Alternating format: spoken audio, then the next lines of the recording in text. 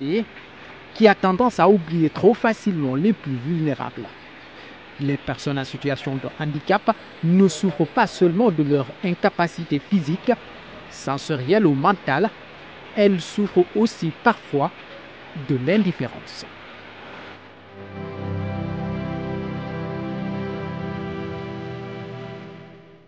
Selon la définition de l'Organisation mondiale de la santé, est handicapée toute personne dont l'intégrité physique ou mentale est passagèrement ou définitivement diminuée, soit congénitalement, soit sous l'effet de l'âge ou d'un accident.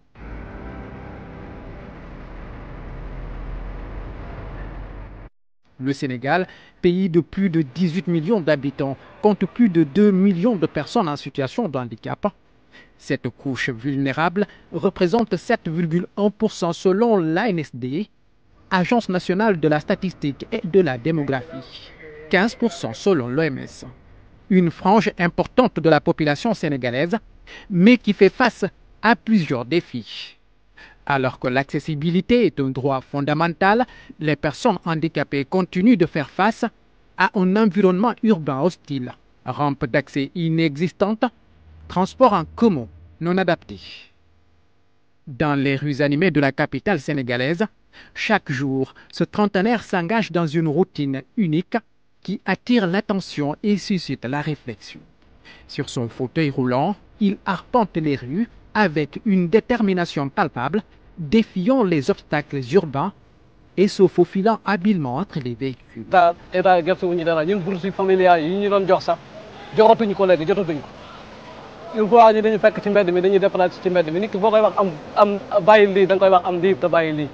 Le contexte législatif sénégalais en matière de handicap évolue positivement depuis 2010 avec la ratification de la Convention relative aux droits des personnes handicapées. 15 ans après, le constat est amer.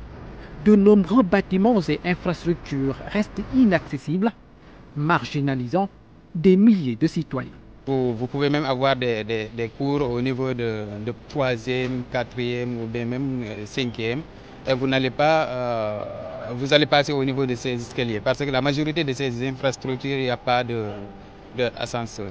Raison pour laquelle l'autre fois même, on faisait même un cours de TD et je suis tombé des escaliers et j'ai eu un choc. Mais même actuellement, je suis dans les traitements au GIP. La loi d'orientation sociale a été adoptée à l'Assemblée nationale depuis 2021.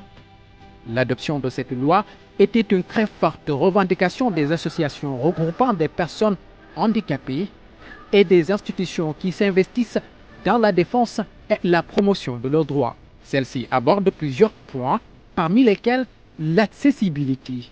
Cependant, plusieurs infrastructures leur sont inaccessibles. C'est le cas de la corniche de Dakar, qui est une très belle corniche, mais de Soumbedioune au Mamel, rien n'a été prévu, par exemple, pour permettre à une personne qui est en fauteuil roulant ou une personne aveugle qui a une canne de pouvoir traverser la route d'un côté à un autre. Rien n'a été prévu. Cela veut dire que donc, même si on dit que l'infrastructure est belle, c'est une infrastructure qui n'est pas inclusive. Accéder à l'éducation est un droit fondamental. Pourtant, pour les personnes en situation de handicap, notamment celles qui sont aveugles, ce droit n'est presque pas ou peu respecté.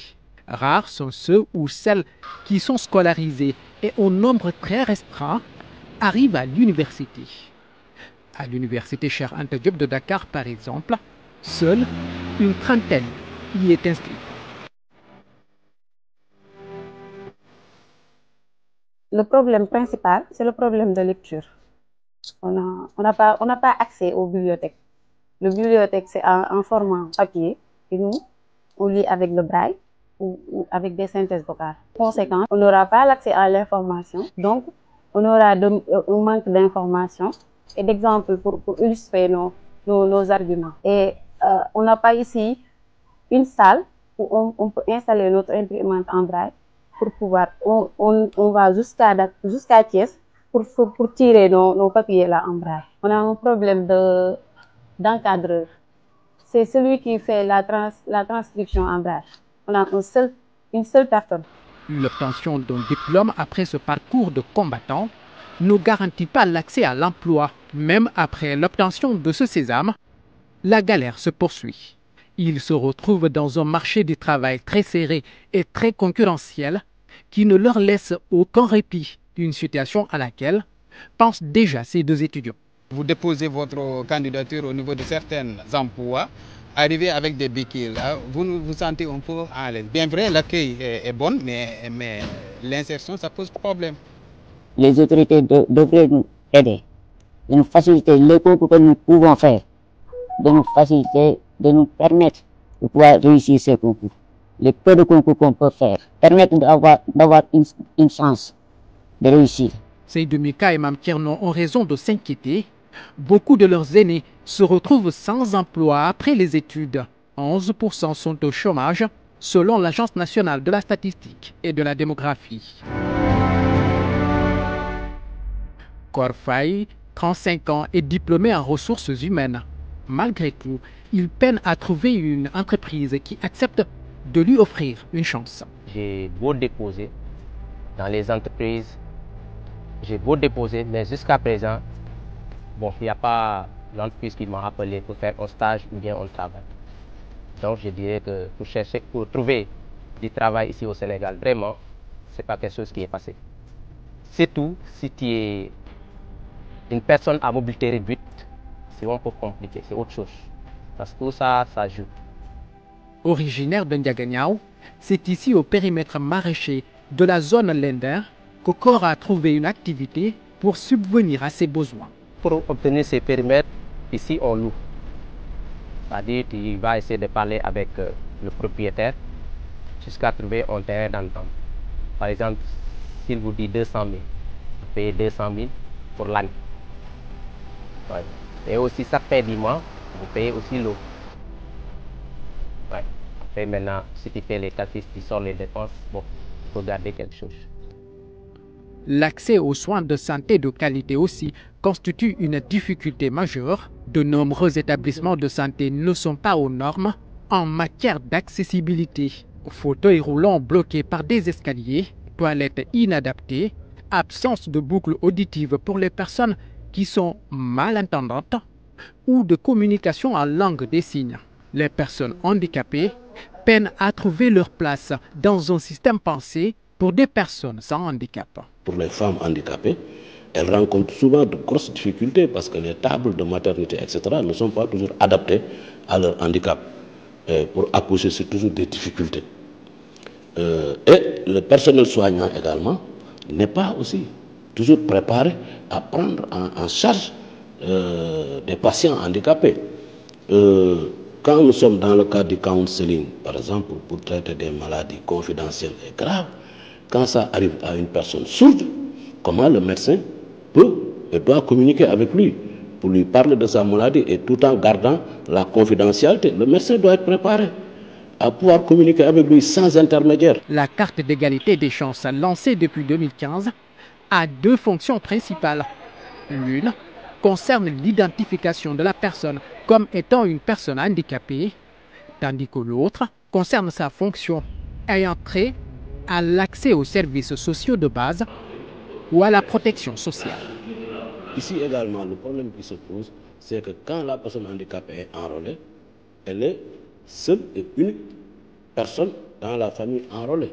On n'enrôle pas sa progéniture, on n'enrôle pas sa conjointe ou son conjoint, et donc ça ne change pas, de ce point de vue-là, le coût de la santé pour lui. Parce que si c'est que lui qui est pris en charge, c'est lui qui va être obligé de prendre en charge son épouse ou son époux, et qui sera aussi obligé de prendre en charge ses enfants. Dans une société qui prône l'inclusion, les personnes en situation de handicap restent pourtant souvent victimes d'une autre forme d'exclusion, celle qui ne se voit pas toujours, mais qui se vit au quotidien. La stigmatisation de ces personnes vulnérables est une réalité profonde, nourrie par des préjugés entretenus depuis des années.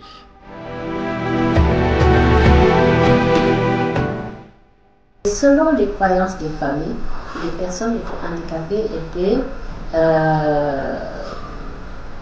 prises comme, par exemple, certaines, il fallait les surprotéger, Pour d'autres, c'était des représentations autres qu'il fallait mettre à l'écart, etc., parce que ne comprennent pas, ou bien tout simplement étaient associés aux pratiques culturelles des ethnies. Souvent, on disait que garder une personne handicapée dans sa famille portait malheur, etc.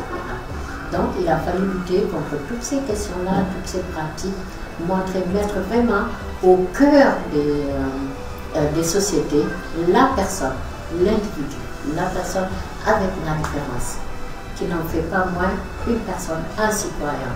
Ben, c'est ceux qui ne comprennent pas encore que le handicap, c'est une déficience, qu'elle soit physique, verbale, auditive, etc. Ça reste une déficience. Donc ça n'a rien de mystique ou de mythique, ou voilà, comme certaines communautés ont tendance à le croire. Malheureusement, on fait encore la sensibilisation à ce niveau-là. C'est pourquoi il est intéressant de mettre en exergue les modèles de réussite des personnes handicapées. Il existe des disparités régionales dans la prévalence du handicap. Selon l'ANSD, les régions de Ziguinchor et de Saint-Louis enregistrent les taux de prévalence les plus élevés, avec respectivement 9,8% et 9,7%. En revanche, les régions de Tambacounda et de Kédougou présentent les taux les plus faibles, avec environ 6%. Amadou Lamine Diouf, un parlementaire qui est aveugle, fait un plaidoyer. Il invite les autorités à agir non dans la compassion, mais dans la justice, en donnant aux personnes handicapées les moyens de vivre non pas en marge, mais au cœur de la société. J'ai beaucoup de plaidoyers pour que au moins l'accessibilité soit à la portée même de toute personne vivant de toute situation d'handicap. Voilà, que ce soit moteur, visuel ou autre,